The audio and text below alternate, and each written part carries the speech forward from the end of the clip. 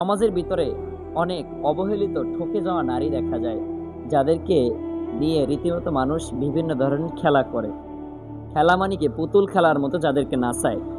এই নারীগুলো একসময় কাল হাসরের ময়দানে তাদের বিরুদ্ধে লেগে যাবে, বলবে যে আমি বাবার কাছে অবহেলিত ছিলাম বলে পর্দা নামক জিনিস করতে পারি নাই, শিক্ষা নামক জিনিস আমি গ্রহণ করতে পারি নাই।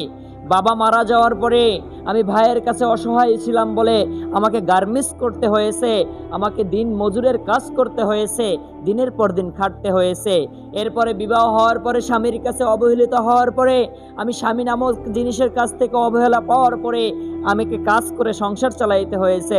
এরপরে স্বামী মারা যাওয়ার পরে সন্তান নামক জিনিসের কাছে অবহেলিত হওয়ার পরে আমাকে বিভিন্ন ধরনের মানুষের সামনে গিয়ে নিজেকে উপস্থাপন করে জীবিকা নির্বাহ করে চলতে হয়েছে।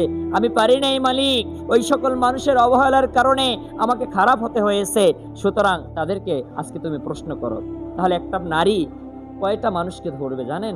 বাবাকে ধরবে, বড় ভাইকে ধরবে, স্বামীকে ধরবে, সন্তানকে ধরবে। একটা নারী 4 ধরনের মানুষকে আসামি করে ফেলবে। সুতরাং সাবধান, নিজেকে পরিবর্তন করো এবং আহাল পরিজনের ভিতরে যারা অসহায় রয়েছে, ডিভোর্সি হোক কিংবা বিধবা হোক, যাই হোক না কেন, ভাইয়ের কাছে থাকলে ভাইয়ের হক রয়েছে, বাবার কাছে থাকলে বাবার হক রয়েছে, আদায় করতেই হবে। উপযুক্ত সন্তান যদি থাকে, সন্তানের হক রয়েছে, আদায় করতেই হবে।